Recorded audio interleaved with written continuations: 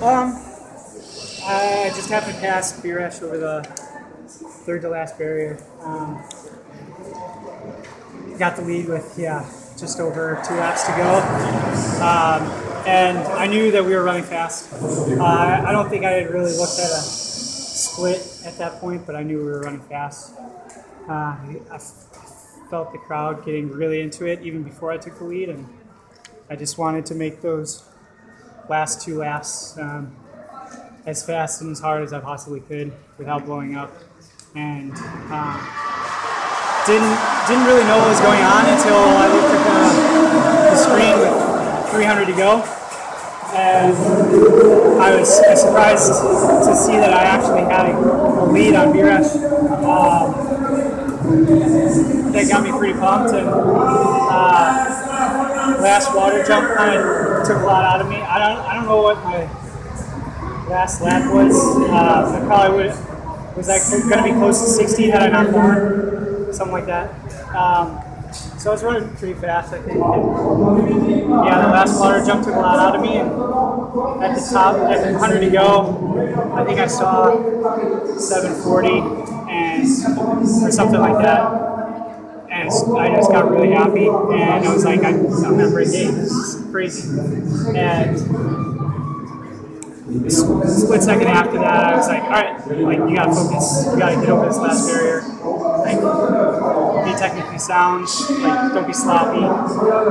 And I don't know if I was running too fast or I was just too tired, but my lead toe just barely clipped the barrier, and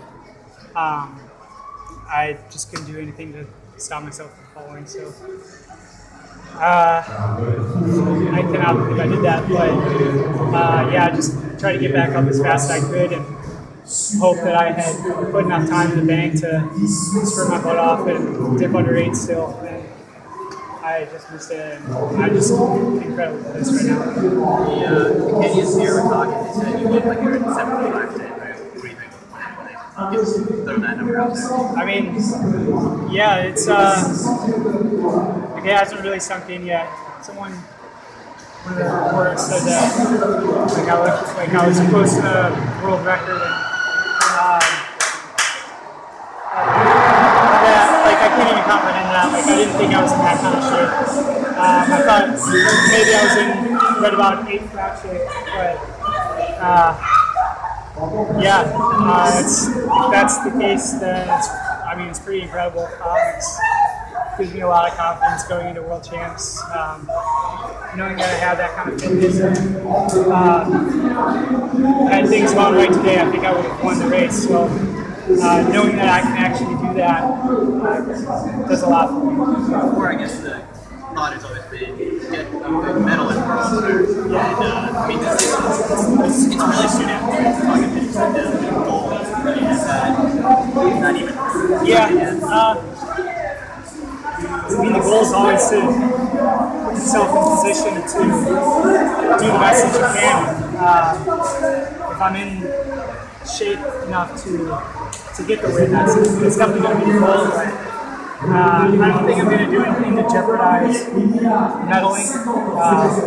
I'm not going to go in thinking that I should absolutely win the race and just try to blow everyone up. I'm going to do what I can to first medal and be in position to win at the end of the race, do that. But I don't know if that really changes anything. I probably would have gone into World Champs had I gotten 3rd in this race and gone in thinking that I could possibly win if things went my way.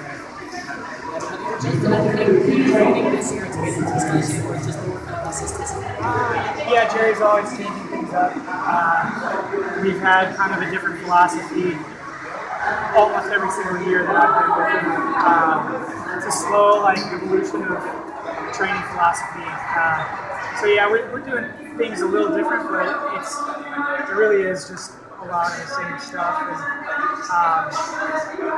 And the biggest thing I can attribute my fitness to right now is, knock on wood, staying healthy for the last 5 years and putting in a lot of consistent, really good work that's been uninterrupted. So I feel like I've made steady progress, whether my results have showed that or not, over the last 5 years. I think I've been fitter each year since my injury in 2010. So a lot of the same stuff, just being really consistent and healthy. Where do you go for the next 7 weeks between the Jager and training? Pretty much I'll go back to Portland on Monday. Monday. And then pretty much right after that, we'll go out to altitude to 4 to 5 week altitude in Park City, Utah, and then start making a trip over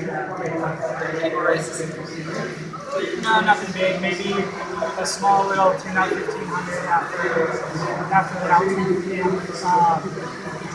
Probably just incorporate some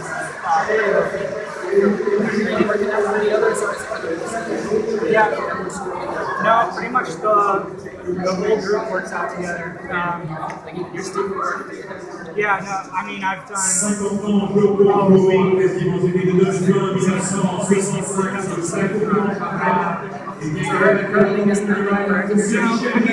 do a lot of hurdling, hurdle work, but not a ton workouts. I take a lot of confidence from training at the 5,000 meter, having that strength and touching on speed and the what was tougher? How did your body feel comparatively to the 332 going into the last lap there and then going into this lap? Honestly, 332 didn't hurt at all until like 100 to go. I think I was just so surprised with what was happening in the race that I didn't have time to hurt, and yeah, it didn't really. I basically had a perfect rabbit for 1,400 meters, and I was just able to stick on here and just kick.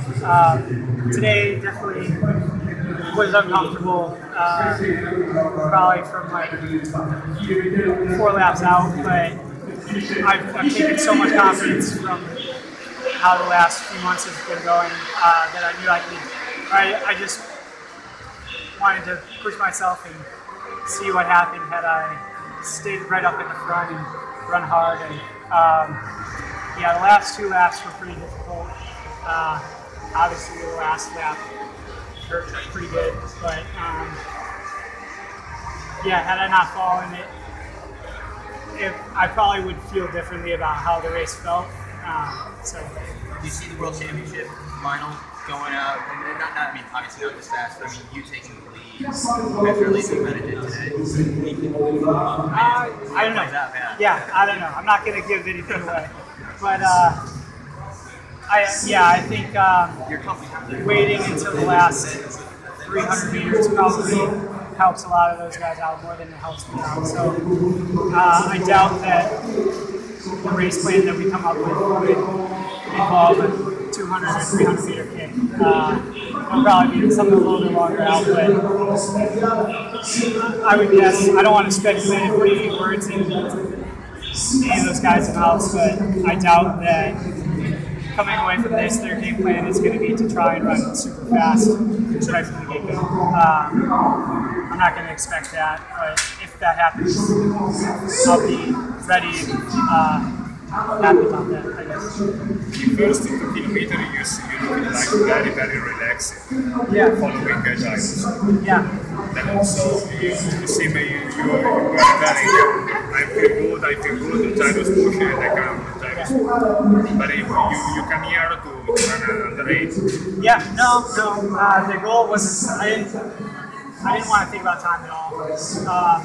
We knew the rabbits were supposed to go basically 239, 239. And my coach and myself wanted to work on being competitive no matter how the race went out. So if it was slow, get right on first or second place on the shoulder and just sit there. If it went fast, do the same thing, just sit out here on the shoulder. Just test myself and see what I was capable of. Like actually give myself a chance to win the race. So we didn't really want to think about time because puts too many unnecessary stresses on yourself. I just wanted to do everything I could to stay as relaxed as possible for the first